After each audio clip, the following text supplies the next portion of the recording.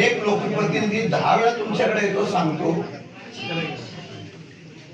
त्या पोलिसांनी त्या आमच्या सरपंचाला अटक करण्यासाठी रोज गाडी गावात जाते आणि ज्यांच्यावर केस झाली तुम्ही मला सांगताय डीवायएसपी चौकशी करताय. डीवायएसपी ना विचारल्यानंतर डीवायएसपी म्हणताय आमची चौकशी चालू आहे. मारणारा आरोपी बाहेर होतो आणि जो नाही जो मार खाल्लाय त्याला पळवून लागावं लागतं. एवढी मस्ती आली पोलिसांना.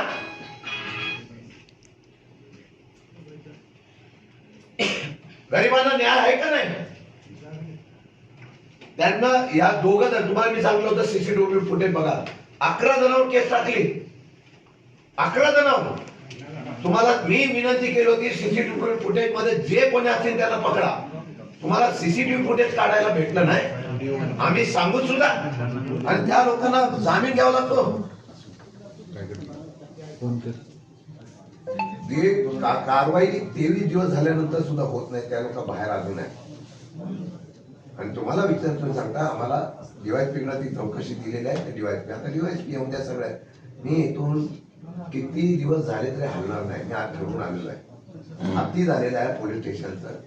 रोज येऊन आम्ही वेळ मूर्खासारखे येतो लोकप्रतिनिधी आणि मूर्खासारखं तुम्हाला सांगत बसतो.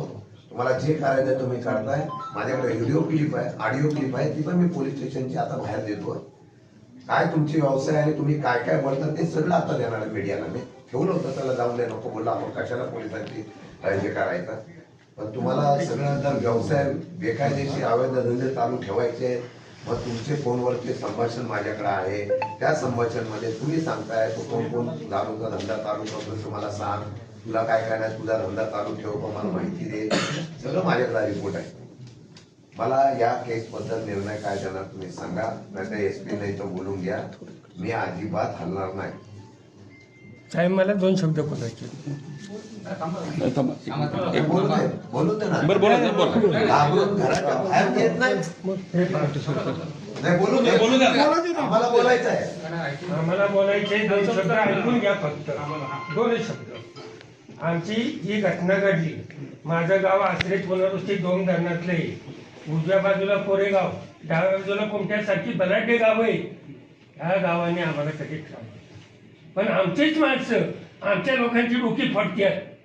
याचा तुम्ही कुठंतरी निर्णय द्यावा. कुठंतरी संशोधन करा. तुम्ही साहेब पुण्यामध्ये आमच्या विरोधकाबरोबर त्या आरोपी बरोबर सीसीटीव्ही फुटेज आहेत. पुण्यात भेटला की नाही त्या केस अर्पण करायला आलो आम्ही इथे दाखल कराय. तेव्हा तुम्ही विरोधकाबरोबर बाहेर ह्या खांबाखाली उभे होता. केस का नोंद केली नाही आमची? आमची केस का नोंद होत नाही? आमचं घोडं पाणी कुठं येतंय?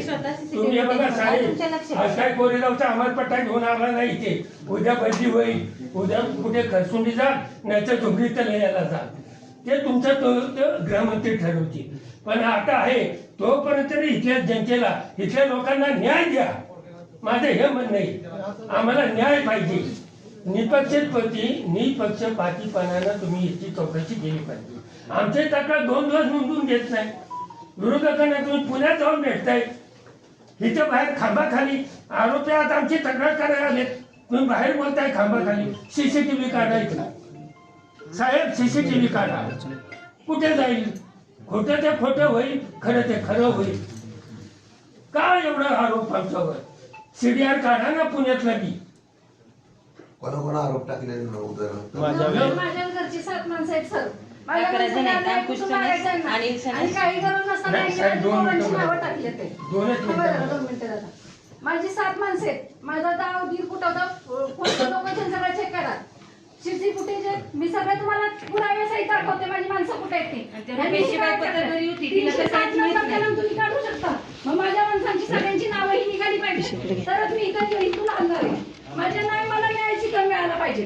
पूर्ण न्याय. आणि सच्चाईने काम करत असताना आम्हाला न्याय नाही. साहेब ज्या दिवशी या घरातली 7 माणसं टाकले त्या दिवशी तो वेणीवाला लक्ष्मण दुकानात त्याचा सीसीटीव्ही तो दुकानात काम करतोय 1:45 वाजता. ही हे नाही हिची ती जाव जुती मनीषा ही रानामध्ये सुलतानवाडीला राहते.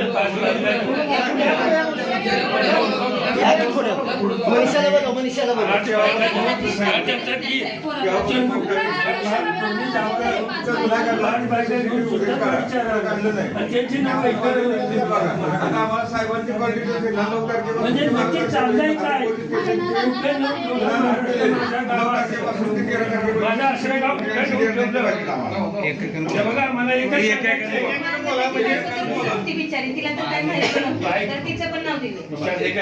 आश्रयाचं बीड करू नका. बीडचा तो वानर करा, त्याला त्याचा हक्क वाचू शकला नाही. दादाने त्याला तडकाफडकी बाहेर काढलं. तुम्ही कोरेगावात आश्रय गावात वाल्मिक करार पैदा करू नका.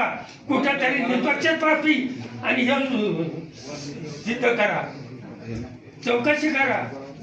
गुन्हेगाराला सजा झालीच पाहिजे हे आमचं म्हणणं आहे. साहेब मी 5 बायका घेऊन खाली शेतात होते राहणार, तरी माझं नाव टाकलं या. असं कुठं असतं का सांगा बरं? तो काय दोन मुलं शेतात करायला लागून त्याला ते पण तुम्ही एक मिनिट तुम्हाला मी सांगितलं होतं जे नाव आहेत ते कुठे कुठे काम करतायत, लष्करून कुठे कामाला तिथे सीसीटीव्ही फुटेज आम्ही तुम्हाला देतो. ऑल रेकॉर्डिंग बघा, मोबाईलचं तुम्हाला लोकेशन मिळतं का नाही नावं कमी झाली. अजून तपासात त्यांनी निष्पन्न करायला पाहिजे ना. एखाद्याने मी समजा माझा खून करण्याचा प्रयत्न बल्लाळाने केला म्हणून मी नाव टाकलं, चौकशी करून पाहिजे केलीच पाहिजे. मग तुम्ही त्यांना अटकपूर्व जामीन देताना तुम्ही हलगीगिरी करताय. अटक अहो बल्ला साहेब तुम्ही एक मिनिट ऐका माझं, वर्दी आहे म्हणून मी गप्प बसतोय. तुम्ही त्या दोघांना जामीन मिळू नये म्हणून तुम्ही पोलीस स्टेशन नोबेल मिळव म्हणून कोर्टाला सांगता. कोणी असले का दरोडेखोर असले का त्यांना मारलं, 3% पडले. मी सांगून 23 दिवस झाल्यानंतर त्यांची नावं कमी झाली नाही. माझे तर मला दुकानात होते 23 दिवस झाले. मी स्वतः बोललो तुमच्याशी. त्याचं पण फुटेज काढून आणा कॅमेराचं. कसं आहे ही माझी सरपंचीन बावचे आहे. आम्ही एकत्रित राहतो आणि मी सातारच्या कोर्टामध्ये होतो 9 तारखेला. तिथला कॅमेरा चेक करा हां. आणि माझा मोबाईलवर माझ्या मंडळीचा फोन आलाय त्या टायमाला, ते सर्व चेक करा. माझा मुलगा माझ्या घरामध्ये वेल्डिंग काम करून बाहेर येत होता. माझी वहिनी आणि रुपेशला मारल्यानंतर ती तिकडून घेऊन आली. नंतर तिने सांगितलं रुपेशला दवाखान्यात न्यायचं आहे म्हणून साठी माझा मुलगा दरवाज्यातून असा बाहेर आला. आमच्यात कॅमेरे 8 कॅमेरे आहेत आमच्यात. असा मुलगा बाहेर आला. माझी मंडळी पाणी काय गडबड झाली म्हणून घरातून बाहेर आली. ते आमच्या दारासमोर फोटो येतं, ते आमची नावं घातल्यात. माझ्या पुतण्याचं नाव घातले, माझ्या बायकोचं नाव घातले, माझ्या पोरांची नावं घातले, माझ्या पुतण्याचं नाव घातले, माझ्या भावाचं नाव घातले. आमच्या सरपंचाच्या कुटुंबाला अख्ख्या त्यांनी गुंतवले. आज 20-25 गुरं आहेत आमची. ती मुख्य प्राणी शेजाऱ्याने पाणी बिनी पाजलं त्यांना. आम्ही बाहेर फिरतोय. वाडं सुद्धा विकत आणायला, वाडे विकत नव्हतं आमच्या गुरांना. शेजाऱ्यांनी वैरण आणली आमच्या गुरांना घातली. हा तुमचा अन्याय. आज आता मी 1 तास झालं, 1 तास थांबा 1 तास झाला मी आलोय आता माझ्या वहिनीला घेऊन शनी. तर तुम्ही आजी बाबा तक्रार घेणार. ते बीट हवालदार रात्री आले होते. आज हे घेऊन सही करा. त्याच्यावरती त्यांची तारीख पण नव्हती. कशा करणार? ऑनलाईन करून घ्या करून त्यांना घेऊन 5 उठा काढल्या आणि तुमच्या बाहेर होते ना कोणत्या तारीख कसे करणार, कशी करणार? आणि तुम्ही मग कशी आम्ही सही करणार? त्याच्यावर लेडीज सही करणार आहे का? आणि या आमचं सर्व कुटुंब त्यांना नाही. सरपंच आहे ते सर्व मिळून भांडणं करायकरता सरपंच असतो का? तुम्ही ती गाडी लावली आहे त्यांनी, दीपक संस्थानी गाडी लावली. दीपक संस्थानी तो कॅजवरून असा येतो या जीसीबी तिथे, त्याला तुम्ही कंप्लेंट घेऊ शकत नाही, त्याला अटक करू शकत नाही. त्याची बायको पोरं आमचं कुटुंब कुठं होतं ते बघा आणि त्याचं बघा. आणि तिथं आमची वहिनी एकटी आहे की त्याचं उकरायचं राहून द्या म्हणून. आणि त्याचा खून करायचा प्रयत्न करत होती तर ती आणि ती त्यांच्यापासून धोकाच आहे आम्हाला. घरी माहित बी नव्हतं ते त्याच्या बायकोच्या आणि त्याचा नातू आहे ना, नातू आमची पोरं कोरेगावनं येतात, त्याचा नातू आहे ना हे शिक्षक आहे, तो वकिलाचा वडील शिक्षक आहे, तुकाराम टी जेसनच म्हणून ओळखतात. त्याचा शिक्षक आहे, त्याच्या नातूला शिकवण देतात. चंडू चंडू चंडू चंडू म्हणायचं. महादेवनगर मध्ये आडवी गाडी मारायची, 4 व्हीलर चालवतो आणि आडव्या गाड्या आमच्या अंगावरती घालतो. हे तुमचं वकिलांचं शिक्षकांचं हे शिक्षण असतं का लहान मुलांना? आमच्या मुलांना गावामध्ये तुम्ही कधी पण चौकशी